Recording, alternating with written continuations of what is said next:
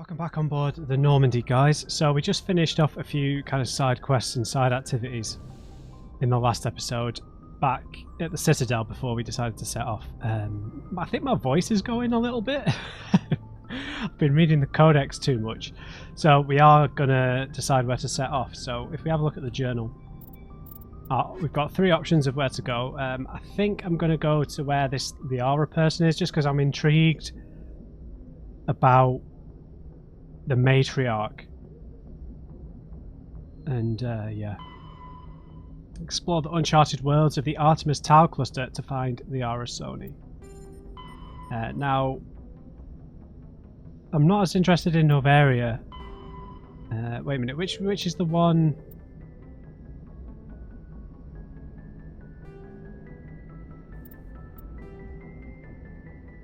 The one that was on the former Prothean world. I'd be interested in that. Anyway, I imagine we'll find out some more. Viewport? Huh. Okay.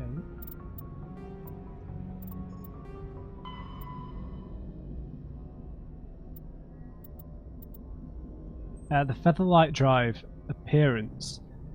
New space travelers ask, what does it look like outside a ship moving at faster than light speed? Part of the answer can be seen in a simple pane of glass. Light travels slower through glass than it does through open air. Light also moves slower in conventional space than it does in a high-speed mass effects field. This causes refraction. Any light entering at an angle is bent and separated into a spectrum. Objects outside the ship will appear refracted. The greater the difference between the object exterior and the subjective interior speeds of the light, the greater the refraction. As the subjective speed of light is raised within the field, objects outside will appear to redshift, eventually becoming visible only to radio telescope antenna. High-energy electromagnetic sources, normally hidden to the eye, become visible in the high blue spectrum. As the speed of the light continues to be raised, X-ray, gamma ray, and eventually cosmic ray sources become visible. Stars will be replaced by pulsars, the accretion disks of black holes, quasars, and gamma ray bursts.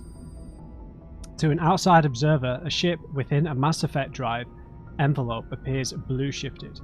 If within a field that allows travel at twice the speed of light, any radiation it emits has twice the energy as normal. If the ship is in a field of about 200 times light speed, it radiates visible light as X-rays and gamma rays, and the infrared heat from the hull is blue shifted up into the visible spectrum or higher. This is going so over my head. Ships moving at faster than light speed are visible at great distances, though their signature will only propagate the speed of light. Okay. That went right over my head. Physics is not necessarily my strong suit, even though I did get an A in my GCSE physics somehow. I'll credit my teacher for that. Hey there, Joker. Commander, something you need? Stats report! How's the Normandy performing? Is she everything they said she'd be? She's the best ship in the fleet, if you've got a pilot who knows how to handle her. Balance isn't what you'd expect. Takes a while to get used to that oversized drive core we got stuffed in the back, and her power can sneak up on you if you're not careful. Alright, the buddy. Normandy's probably too much ship for your average Alliance pilot, Commander. Lucky for you, I'm anything but average. Okay, first of all, dude, you're wearing a hat indoors in space. Strike one, Joker. Why are you wearing a sun hat inside a spaceship? You plonker. I just want to chat, mate, with the guy who decides to wear a pilot who decides to block his own field of vision. I like to know my crew. Mind if I ask you a few questions? I can see where this is going. You did a background check on me, didn't you? Well, I'll tell you the same thing I told the captain. You want me as your pilot. I'm not good. I'm not even great. I am the best damn helmsman in the Alliance fleet. Top of my class in flight school, I earned that. All those commendations in my file, I earned every single one. Those weren't given to me as charity for my disease.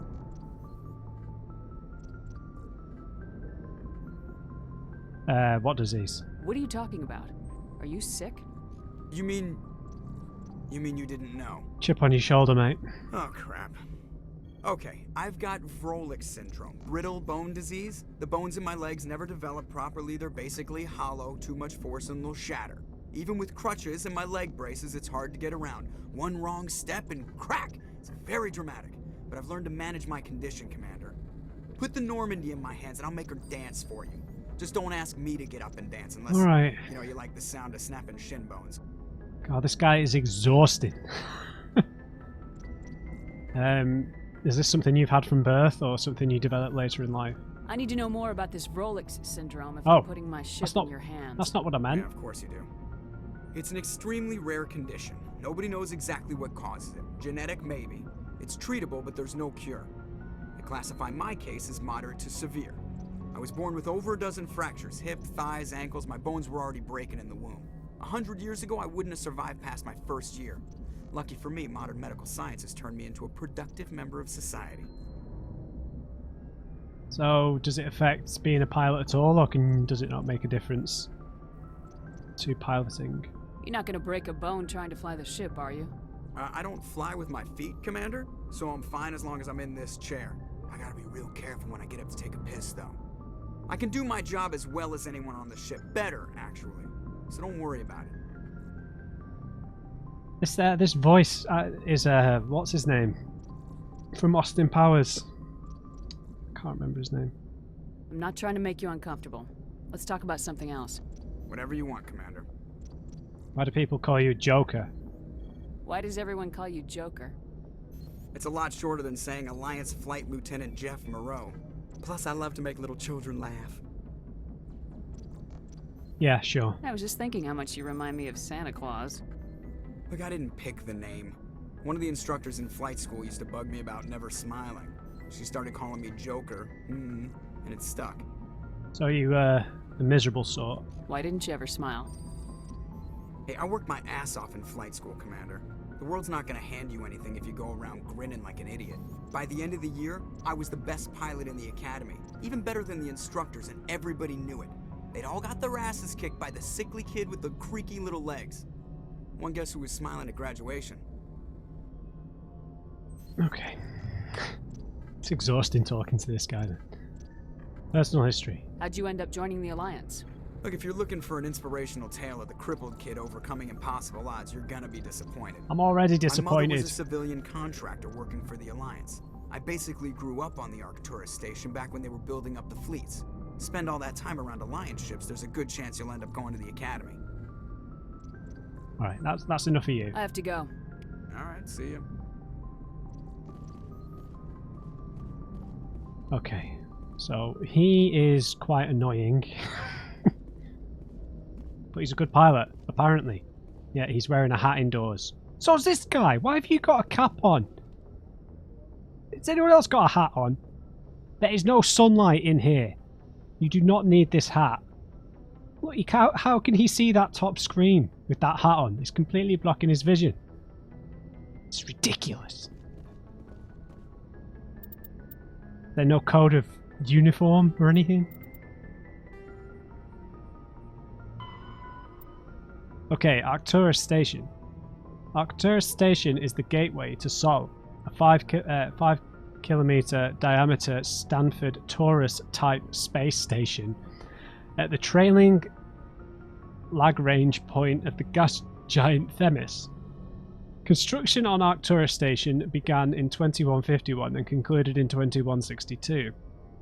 It was inaugurated in 2156 and has served as the military and political headquarters of the Systems Alliance from the First Contact War until the present. When humanity activated the Charon mass relay in 2149, it led to Arcturus, 36 light years from Sol, Earth's sun. Arcturus is the third brightest star seen from Earth. It's an ancient red giant from the generation born before Sol. Its worlds are either gas giants or ice chunks. While some rocky debris exists, the metal content is 25% lower than normal. To build Arcturus Station, metallic asteroids were towed through the mass relays to the construction site. Many of these asteroids remain near the station, their mined out areas home to transient populations. Interesting. The expense of bringing construction materials into the system was acceptable due to its strategic value. With 3 primary mass relays in addition to the secondary one to Sol, Arcturus is a major communications and military choke point. The Alliance First Fleet is based in Arcturus, where it can guard the gates to Sol and react to incursions in the 3 connected clusters. The station also hosts the Systems Alliance Parliament and the Systems Alliance Military General Headquarters. Its permanent population is approximately 45,000. Arcturus is actually from the galactic Halo, one of a cluster of 52 stars that are crashing through the disk of the galaxy. In 1 billion years, Arcturus will be sailing through the depths of extragalactic dark space.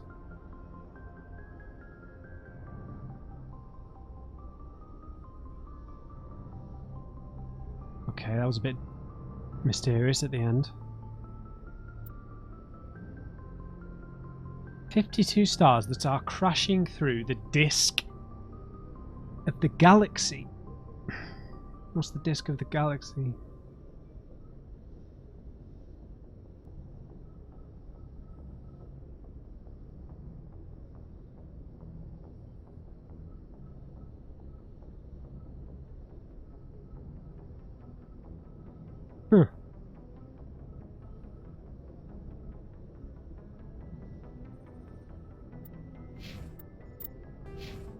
That's not what I meant.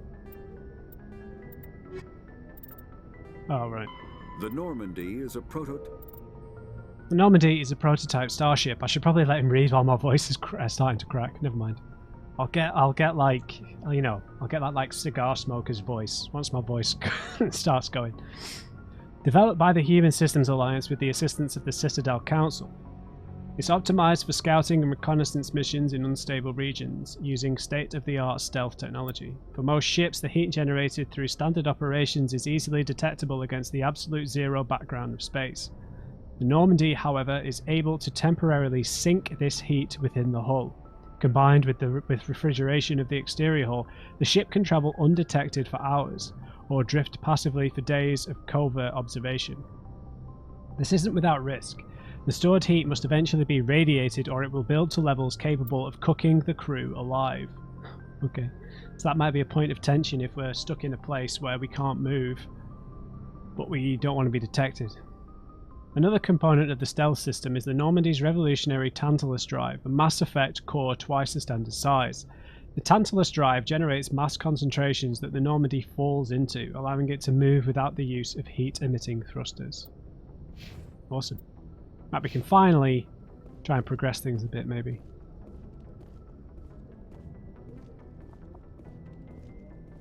Okay, who have we got here? Navigator Presley.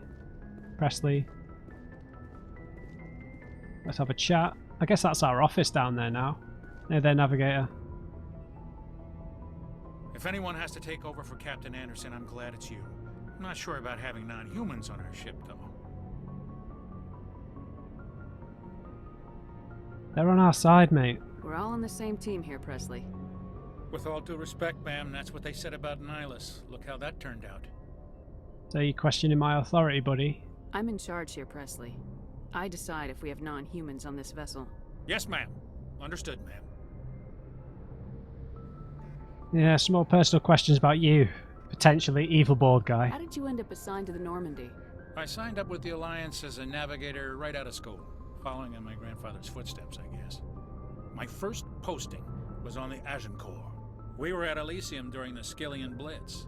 A massive fleet of alien raiders hit the colony, trying to wipe it out. They had the numbers, but their ships were no match for an Alliance frigate. It was a slaughter. We couldn't even keep track of how many ships they lost. And now you're here? How'd you end up on the Normandy? I got my officer's commission after Elysium. Must have made an impression on the right people. Captain asked for me when he was picking his crew. Okay, aliens on the ship, mate. You're gonna have to let this go. Speak freely, Presley. I want to know if you have a problem with non-humans. It's not that, Commander. Humanity has always handled its own problems. Saren attacked one of our colonies. We should be the ones to stop him. We don't need their help.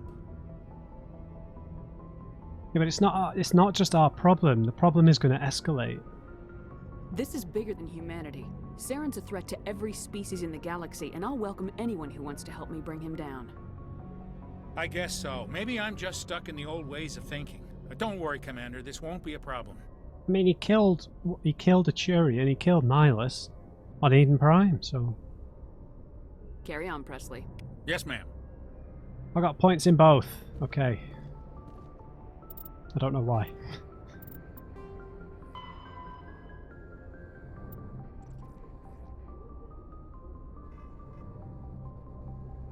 Human diplomatic relations. Humanity has encountered many galactic species. Wars have been few, but mistrust is rife. Politically, the Alliance is a peaceful trade partner of the Turians. As a practical matter, however, there is simmering antagonism and bigotry between both populations over the First Contact War of 2157. The Alliance enjoys good relations with the Asari, though many privately believe the matriarchs are aristocratic and overcautious. Though humans know better than to unconditionally trust any Solarian, their shared restless, reckless ways make them natural allies against the conservative Turians and Asari. I guess we probably have a kind of shorter lifespan then, just like them. Theirs is like 40 years, ours is whatever, 60 to 100. The Krogan have no unified government, but the individuals are generally treated as potential criminals, a reputation most Krogan enjoy living down to. The Alliance has no formal contact with the Quarians. Their migrant fleet has not yet passed through any human-settled systems. The Batarians are rivals for control of the Skyllian Verge. They severed their treaties with the Citadel to prosecute a colonial conflict against the Alliance. Officially, there is no war, but neither is there any peace. Okay, so I'm guessing we go here to pick our destination, but we need to talk to everyone first. Now, there's no one in here, so let's go and talk to our squad mates. Down here before we set off.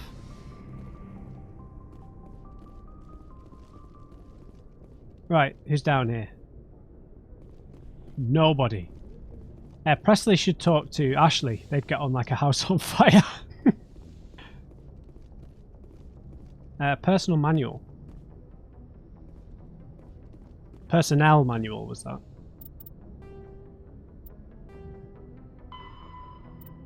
Military ranks. The Alliance uses a modified... Sorry, my voice went weird then. The Alliance uses a modified version of the ranking system that has been used for hundreds of years.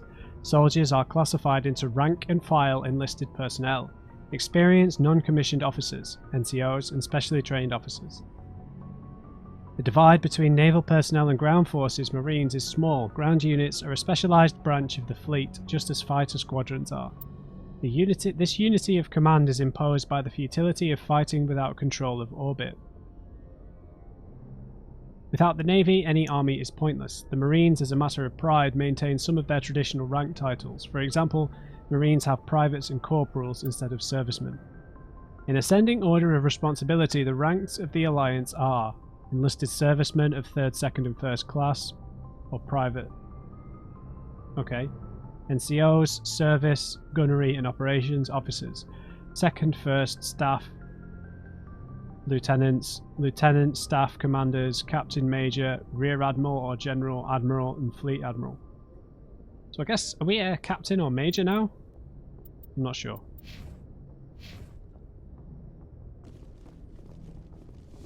Where the hell are all our squad mates? Hey there, Doctor.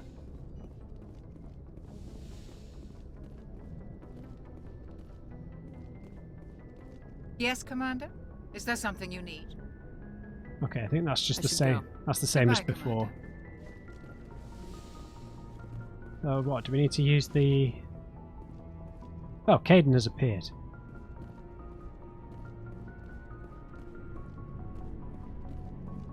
Oh, and I need to go to a locker, right? Hey there, Caden.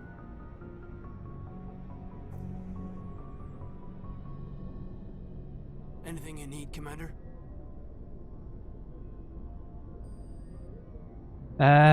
Personal input? Just trying to get a sense of where the crew's at. Thoughts? I've wasted enough of your time for now, Commander.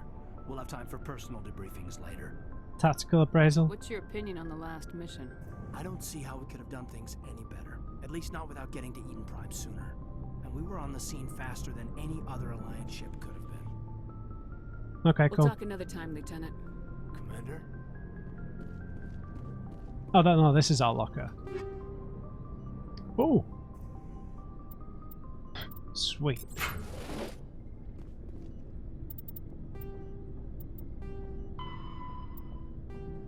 N7. Systems Alliance. The Alliance Military Vocational Code System classifies the career path of all serving personnel. The MVC consists of one letter and one number. The soldier's MVC indicates proficiency, not rank. The letter notes career path. The number indicates level of experience. As indicated by service record, technical scores and commendations. All 26 letters are used. The numbers run from 1 to 7. N is the letter code for Special Forces. Okay. So we're as experienced as possible. And we've now got a Banshee. We shouldn't take that though. I'll take this because I do use the sniper rifle from time to time.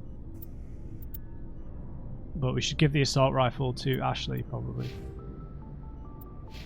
So where are all the others? Are they down? I can't remember where this elevator goes. How mysterious. Or forgetful is a more likely description. There's Garrus, there's Rex. Okay, there's loads of rooms down here. This is like the deployment. Hey there, Garrus. Thanks for bringing me on board, Commander. I knew working with the Spectre would be better than life at CSEC. You knew? Have you worked with the Spectre before? Well, no, but I know what they're like. Spectres make their own rules. You're free to handle things your way. At CSEC, you're buried by rules. The damn bureaucrats are always on your back. Can't be that bad. For the most part, the rules are there for a reason. Maybe. But sometimes it feels like the rules are only there to stop me from doing my work. If I'm trying to take down a suspect, it shouldn't matter how I do it, as long as I do it. But CSEC wants it done their way. Protocol and procedure come first. That's why I left. Is that the only reason? So you just quit because you didn't like the way they do things? There's more to it than that. It didn't start out bad, but as I rose in ranks, I got saddled with more and more red tape. CSEC's handling of Saren was typical. I just couldn't take it anymore. I hate leaving. Yeah, it's a tough decision. It's all you've ever known, I guess. I hope you made the right choice. I'd hate for you to regret it later. Well, that's sort of why I teamed up with you. It's a chance for me to get off the Citadel, see how things are done outside CSEC. Either way, I plan to make the most of this. And without CSEC headquarters looking over my shoulder, well, maybe I can get the job done my way for a change. That depends, mate. I am in charge here. You need to follow my orders. If getting the job done means endangering innocent people, then no. We get the job done right, not fast. Got it? I wasn't trying to... I understand, Commander.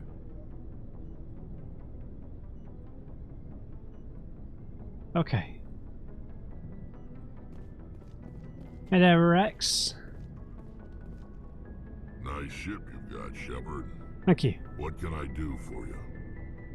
Some personal information would be nice so I know who I'm working with. What's your story, Rex? There's no story. Go ask the Quarian if you want stories. Yeah, don't be an arse. You Krogans live for centuries.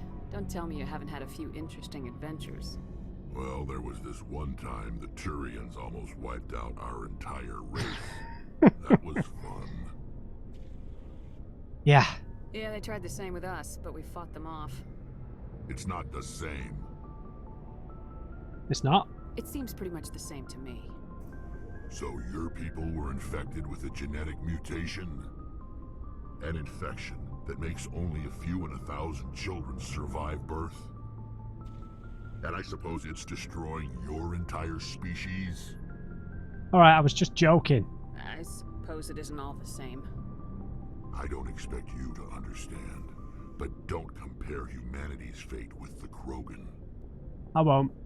Sorry, Rex. I wasn't trying to get you upset. Your ignorance doesn't upset Oh. me, Shepard. As for the Krogan, I gave up on them long ago. The genophage infected us, but it's not what's killing us. So what is? What can you tell me about the genophage? Ask the Solarians if you want details. They made it. All I know, it makes breeding nearly impossible.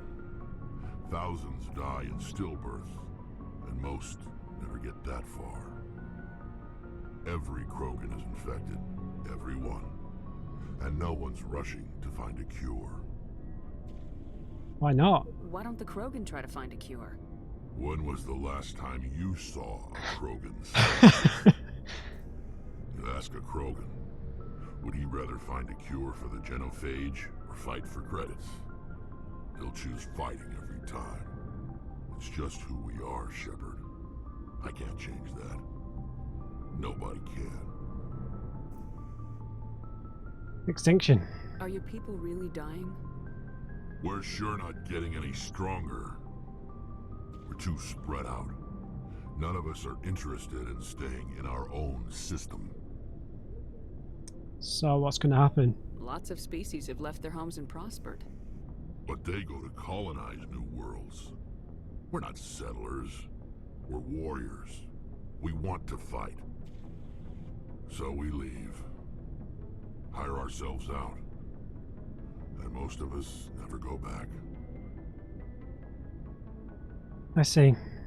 Alright, sorry, Rex. I was just trying to have a bit of banter with him, but I guess that's not how it went. So long, Rex. Shepard. So are we going to get some free equipment here? No. This is how we can do their loadouts. Yeah. Hey there, Ashley. Not made any inappropriate comments to Rex and Garrus, have you? Commander? How are we? What's your opinion of the last mission? Kinda wish you'd got there sooner, Commander. No offense, I appreciate the rescue. I just wish... That we'd saved everyone. You wish we'd been able to save the rest of your unit. Yes, ma'am. If I had been more alert, we wouldn't have been cut down by an ambush. Yeah, don't blame yourself. The Geth are perfect ambushers. They don't move, they don't make noise, they don't even breathe. They have flashlight heads, ma'am. I'll make sure it doesn't happen again. Can we chat? Do you have a few minutes to talk? One-on-one? I'm sorry, Commander. I need to get my duty squared away. I wouldn't mind talking more later, though. Okay, sure. Dismissed, Chief. Ma'am. Okay, I'm guessing Tali is in here somewhere.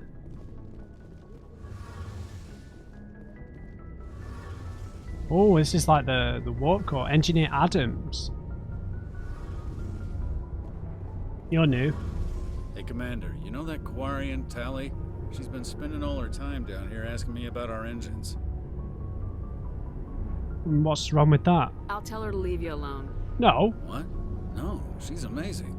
I wish my guys were half as smart as she is.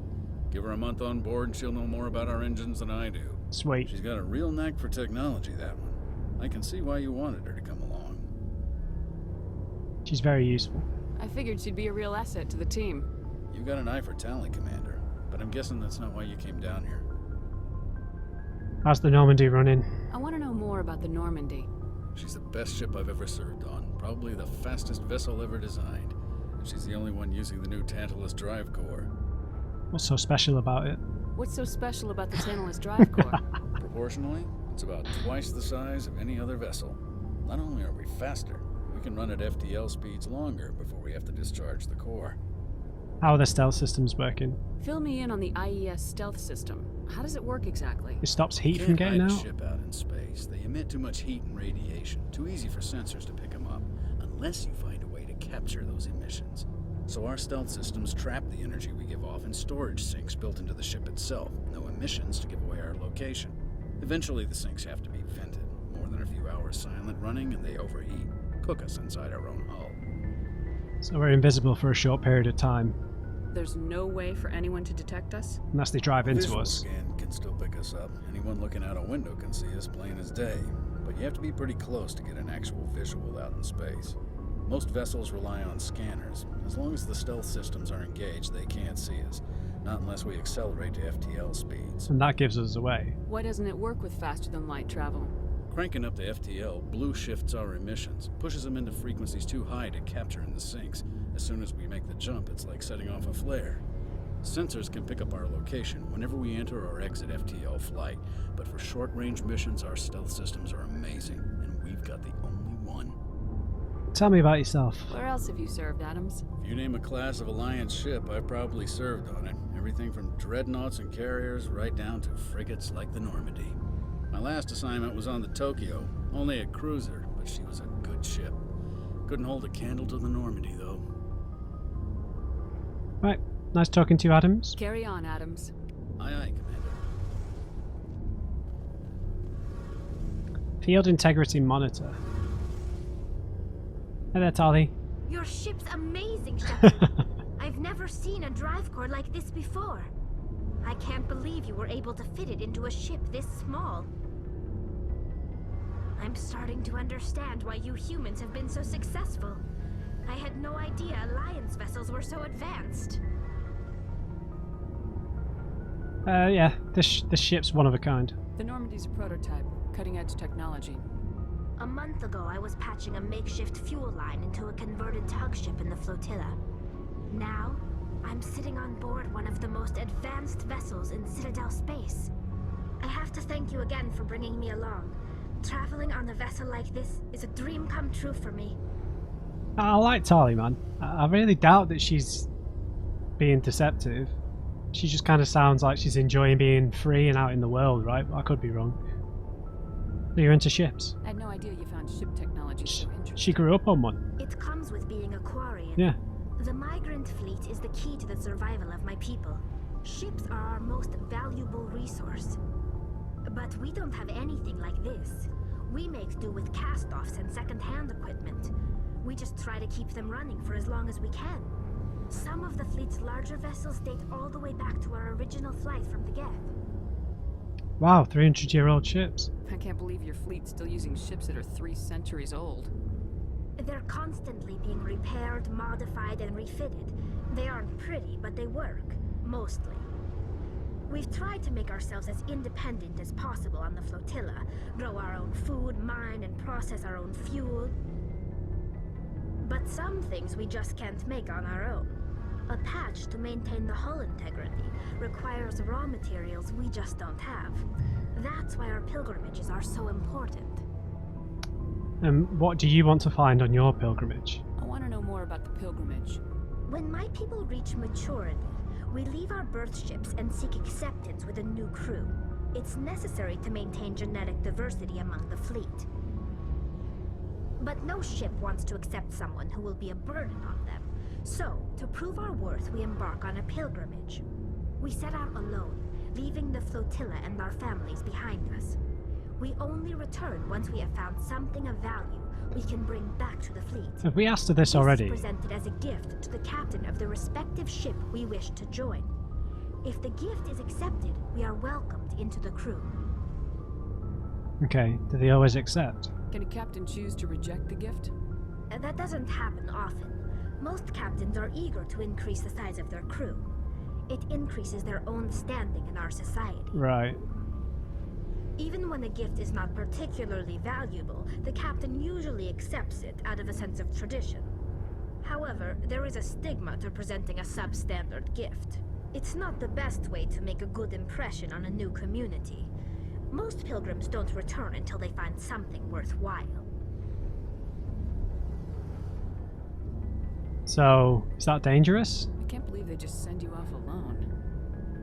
It's not like they just cast us out. Before we leave, we are given lessons in how to survive outside the flotilla, and given gifts to help us on our journey. We also receive implants to fight off sickness and disease. Generations of living in an isolated and highly controlled environment have left our immune systems weaker than most. By the time we leave the fleet, we are well equipped for the pilgrimage. This is a rite of passage for all Quarians. If it were dangerous, our numbers would suffer. Virtually every pilgrimage ends with a triumphant return and the ritual presentation of the gift to one of the fleet's captains. I want to talk about something else. Like what? The Geth. I want to know more about the Geth. I doubt I can tell you anything you don't already know. It's been almost 3 centuries since they drove my people into exile. All I know is the story of their origins. What they were when we created them, and how they turned on us. Go on. Interesting. The Geth were originally created to serve as an automated manual labor force. Initially, their intelligence was as limited as any VI. Over time, we made small modifications to their programming to allow them to perform more varied and complex tasks, bringing them closer and closer to true AI status. AI research is illegal because of the Geth. How come the council didn't step in? It wasn't illegal yet. This wasn't true AI research. We may have been skirting the bounds of the law, but we never did anything that was actually illegal. The changes were so insignificant, so gradual, that we were able to control them. Or so we thought. But one thing we underestimated was the power of the neural network. 1 million Geth thinking simultaneously created an inherently unstable matrix.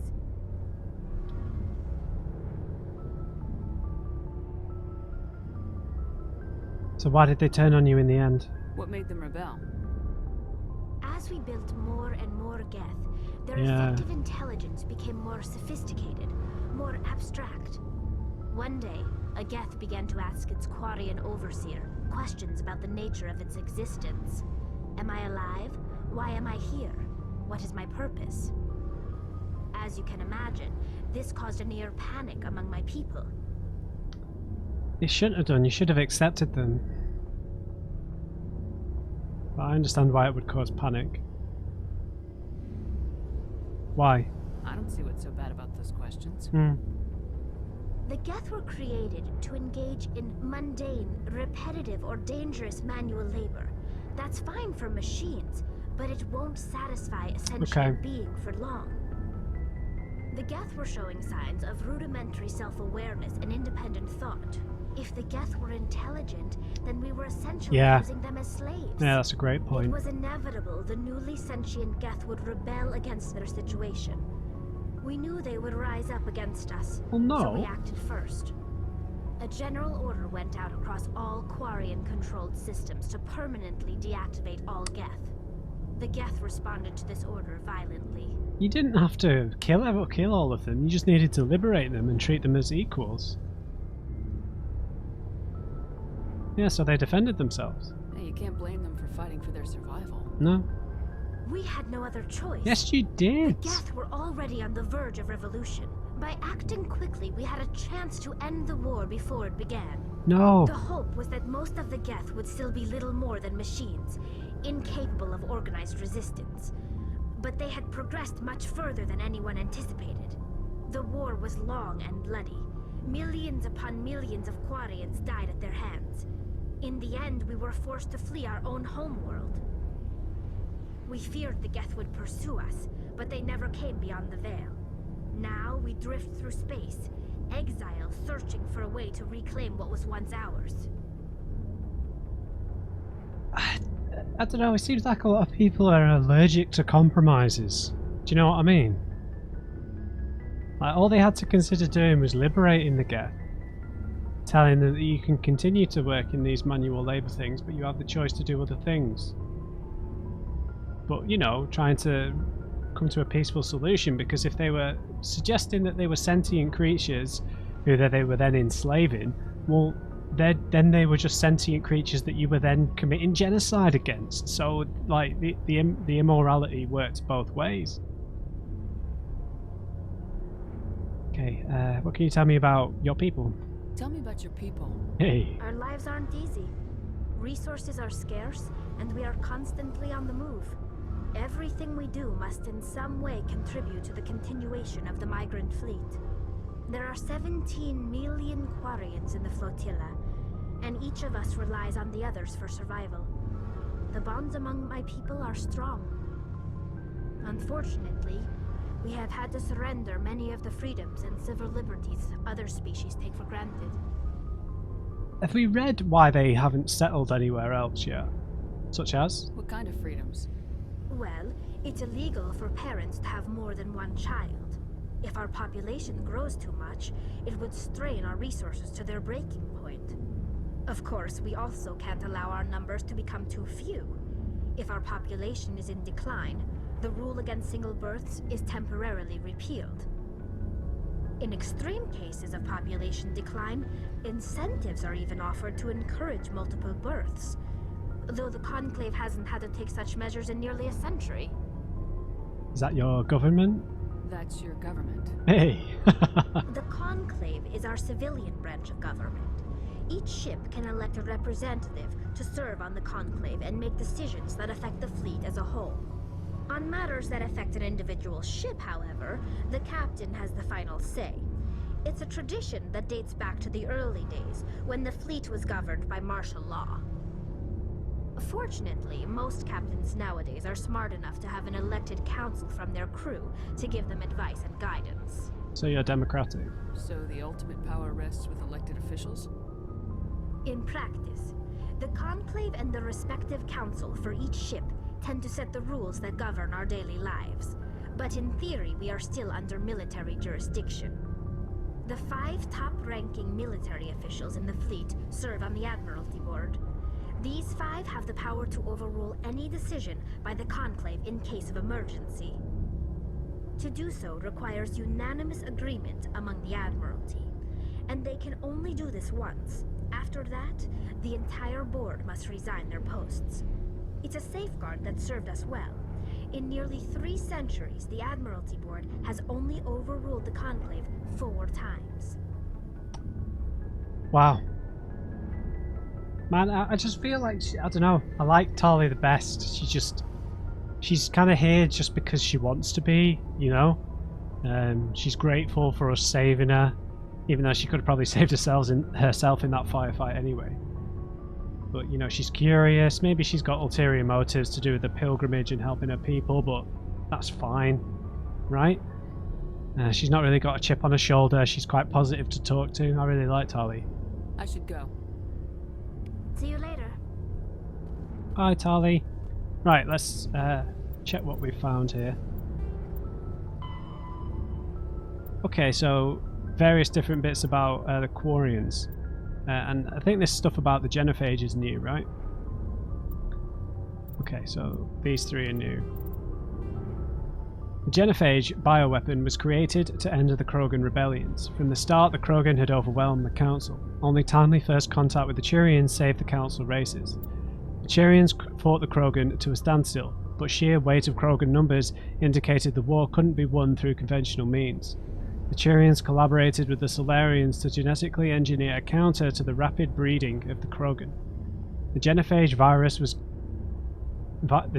virus gained the energy to replicate by eating key genetic sequences. Every cell in every Krogan had to be altered for the weapon to be foolproof. Otherwise, the Krogan could have used gene therapy to fix the affected issues. Once a genophage strain could find no more genes to eat, it would starve and die. Limiting spin-off mutation and contamination. This created genetic flaw. Is hereditary. The Solarians believed the genophage would be used as a deterrent, a position the Turians viewed as naive. Once the project was complete, the Turians mass-produced and deployed it. The Krogan homeworld, their colonies, and all occupied worlds were infected. The resulting mutation made only 1 in 1,000 Krogan pregnancies carry to term.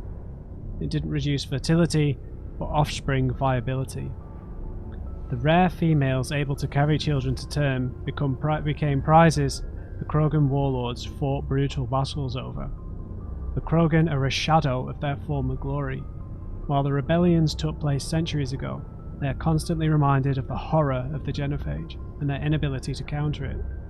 The release of the genophage is still controversial, bitterly debated in many circles. What is debated?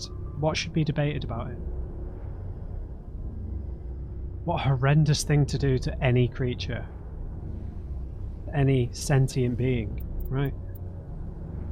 I know it's war, but I mean, Jesus.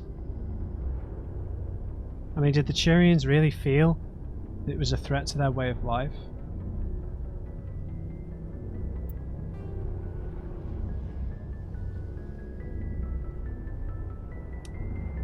I'll come back and read these another time. We have just learnt about all this from Talia herself, and I can't remember which 3 were highlighted.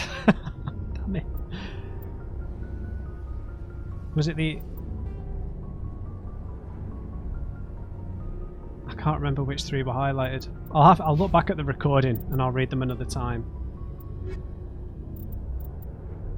Faster than light drives use elements. Right, I'm going to come back and read Biotics is the ability. the new stuff later. This episode's nearly finished. We've not even set off yet. So I'd like to go to the Sari. To the matriarch's daughter. I don't know why, I just kind of feel like learning about the matriarch would be cool.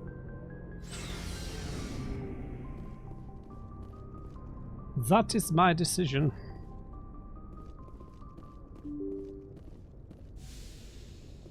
Okay, so I'm guessing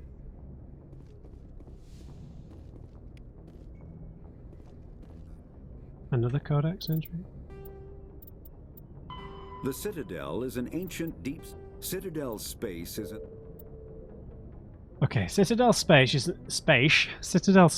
an unofficial term referring to any region of space controlled by a species that acknowledges the authority of the Citadel Council. At first glance, it appears this territory encompasses most of the galaxy. In reality, however, less than 1% of the stars have been explored.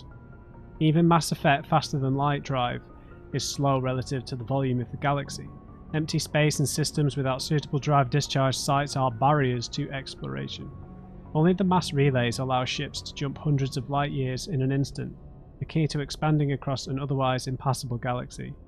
Whenever a new relay is activated, the destination system is rapidly developed. From that hub, faster than light drive is used to expand to nearby star clusters. The result is a number of densely developed clusters thinly spread across the vast expanse of space, connected by the mass relay network. Okay. Here we go.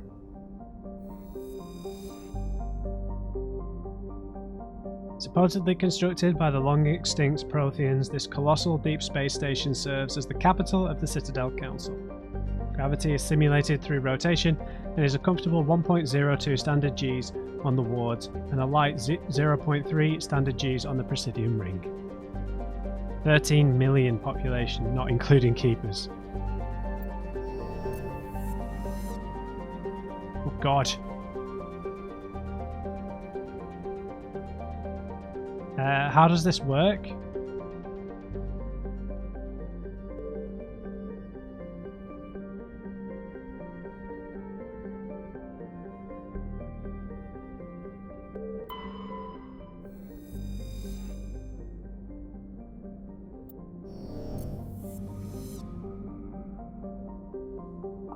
I have no idea what I'm doing. Who designed this map?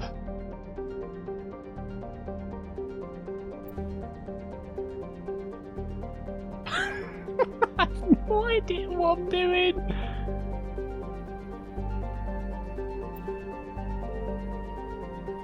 Dude, what? Okay, right, Jesus.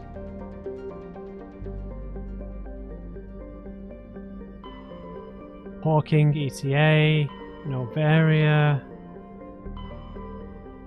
Okay, so to get to Artemis Tower, we need to travel through asteroid X-57. Okay, so I need to press escape to cycle through. God, that really freaked me out. Okay, so this is the Serpent Nebula, where the Citadel is. So we're still in the Milky Way. Kelpa Verge, Armstrong, Voyager Cluster, Hades Gamma, Gemini Sigma, Argus Rho, and then Novaria, Feros, and Liara are... So we've got to go through 2 places to get to Artemis Tau. What the hell, man? Wow, this is really overwhelming. So to find her, we're going to have to explore all of these, right?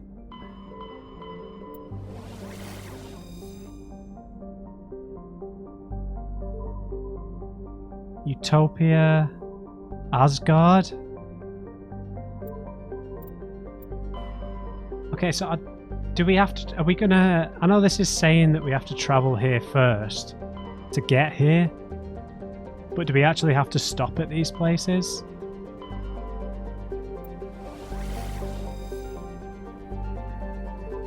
Athens, Macedon, Sparta, Knossos. Let's go to Knossos first, I guess. So she could be on any of these.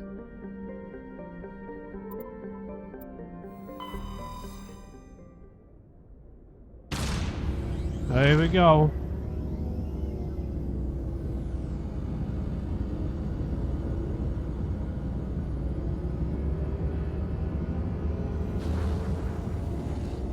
I don't know if this means we have to stop in the other places.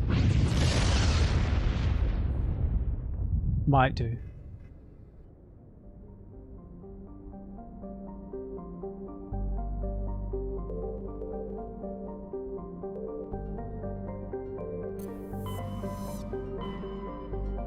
Oh, so we're there.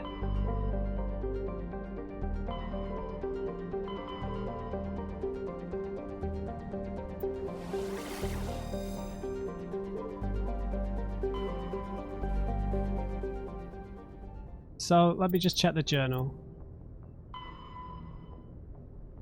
Explore the uncharted worlds in the Artemis Tau cluster to find the Arasoni.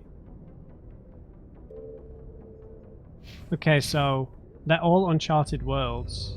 Uncharted worlds. Wow, this is so overwhelming, dude. Look how many planets there are. Arcanes. Bastos. Armeni. Jesus, man. A small hydrogen-helium gas giant, Arcanes has been developed as a full-featured, if modest, stopover for ships hauling refined materials from Therum. In addition to a powerful magnetic field to dump drive charge, Arcanes has a largely automated infrastructure of helium-3 refining and deuterium mining on its many water ice moons. So could we go there?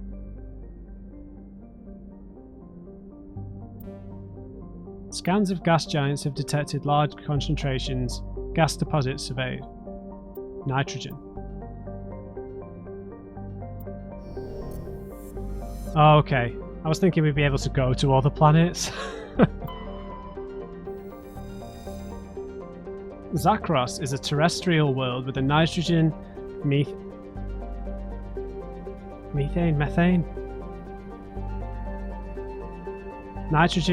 atmosphere containing trace amounts of hydrocarbons. Its frigid surface is mainly composed of water, ice, and hydrocarbon slush. Most of the surface is not solid enough to support the full weight of a landed ship. If approach is necessary, use shuttles or keep the ship's Mass Effect envelope up. Surface temperature -71. 45 hour day length.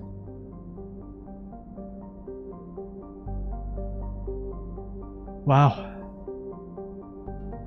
Oh, we can't do anything for this one. Therum. We can land here, okay. Therum is a distant but rich industrial world, claimed by the Human Systems Alliance. Its plentiful heavy metals have fueled the recent manufacturing boom on Earth. Core samples rich with the fossils of simple silicon-based organisms indicate Therum was more habitable in the past than it is at present. Perhaps this explains the many Prothean ruins dotting the surface, most of which have been looted by mining corporations. 34,000 population, capital is Nova Yekaterinburg. Fascinating. Okay, let's just have a look at the other planets first. So we can land on Therum. Armeni. Can't land here. Armeni is a terrestrial world with an unusually thin atmosphere of krypton and xenon. Its surface is composed of silica with deposits of carbonaceous materials. The initial flyby probe of Armeni detected multiple areas at the equator with oddly regular surface protrusions. Closer investigation revealed these as millions of elaborate crypts a few meters below the surface, left by a long-extinct spacefaring species called Zeoff. Many human universities wish to perform archaeological excavations. Council law holds grave sites as sacrosanct.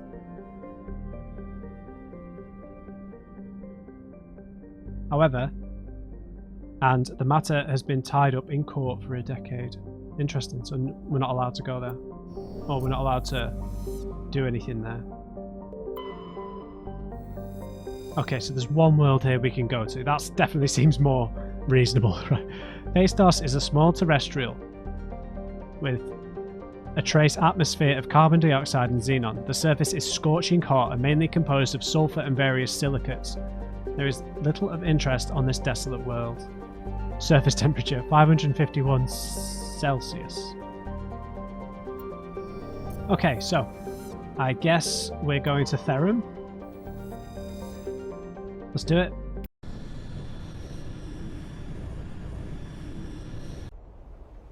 Okay, I'm taking my favourite squad just for this. I don't know what enemies we're going to run into here, but Tali and Rex are kind of my favourite squad at the minute. Sorry, Ashley. There might be aliens here. Let's go.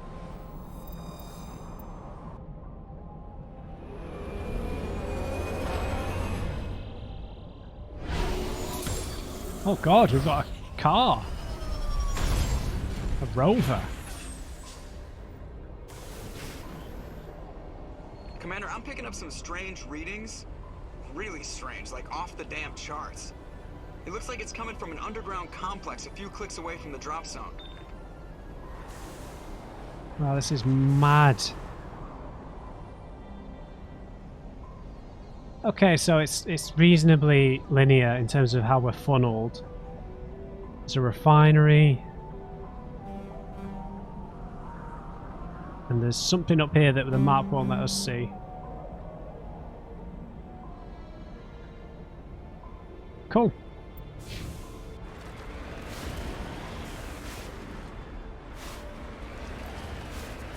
Oh god, lava. How do we get out? Okay, let's not do that.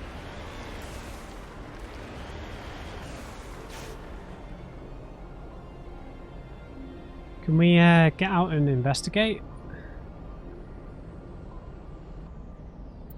Let's just check the controls. No, key binding, sorry. The vehicle. Exit is Q. And F to leave world. R to repair.